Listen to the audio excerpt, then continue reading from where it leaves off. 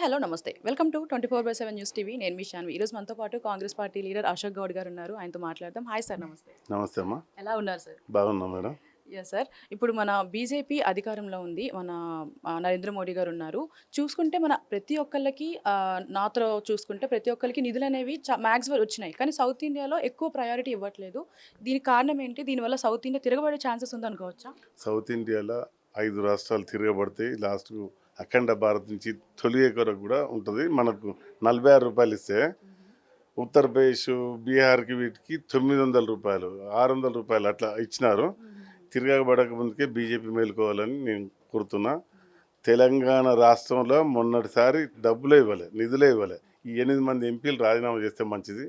2 కేంద్ర మంత్రులు ఉన్నారు, 8 మంది ఎంపీలు ఉన్నారు. వాళ్ళు రాజీనామా చేస్తే మాకు నిధులు వస్తాయి. అంటే సౌత్ ఇండియాని ఎందుకు అంత అంటే ఏమైనా వివక్ష చూపిస్తున్నారు అనుకోవచ్చా?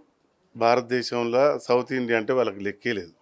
కాబట్టి సౌత్ ఇండియా మొత్తం 5 రాష్ట్ర ముఖ్యమంత్రులు వ్యతిరేకంగా పోరాటం చేస్తారు. లాస్ట్కు బంగ్లాదేశ్ పాకిస్తాన్ లెక్క విడిపోయే వరకు వాళ్ళు అదే పనికి ఉంటారు.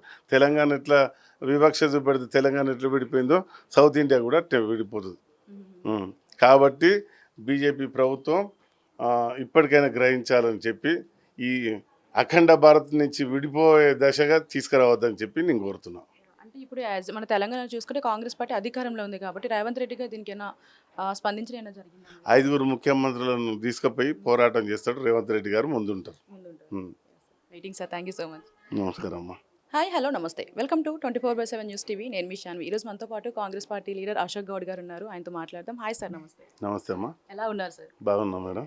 ఎస్ సార్ ఇప్పుడు మన బీజేపీ అధికారంలో ఉంది మన నరేంద్ర మోడీ గారు ఉన్నారు చూసుకుంటే మన ప్రతి ఒక్కళ్ళకి నాతో చూసుకుంటే ప్రతి ఒక్కరికి నిధులు అనేవి మ్యాక్స్ వచ్చినాయి కానీ సౌత్ ఇండియాలో ఎక్కువ ప్రయారిటీ ఇవ్వట్లేదు దీనికి కారణం ఏంటి దీనివల్ల సౌత్ ఇండియా తిరగబడే ఛాన్సెస్ ఉందనుకోవచ్చా?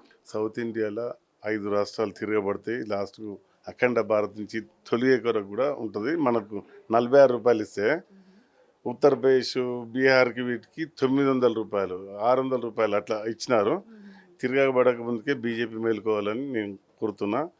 తెలంగాణ రాష్ట్రంలో మొన్నటిసారి డబ్బులే ఇవ్వలే, నిధులే ఇవ్వలే.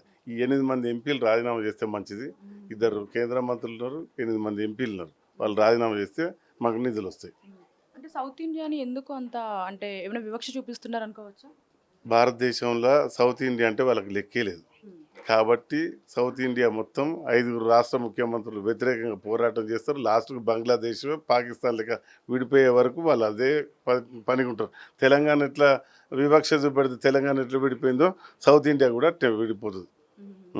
కాబట్టి బీజేపీ ప్రభుత్వం ఇప్పటికైనా గ్రహించాలని చెప్పి ఈ అఖండ భారత్ నుంచి విడిపోయే దశగా తీసుకురావద్దని చెప్పి నేను కోరుతున్నాను.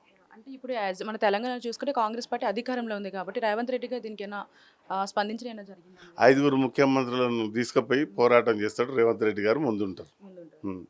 Waiting sir thank you so much. నమస్కారం అమ్మా.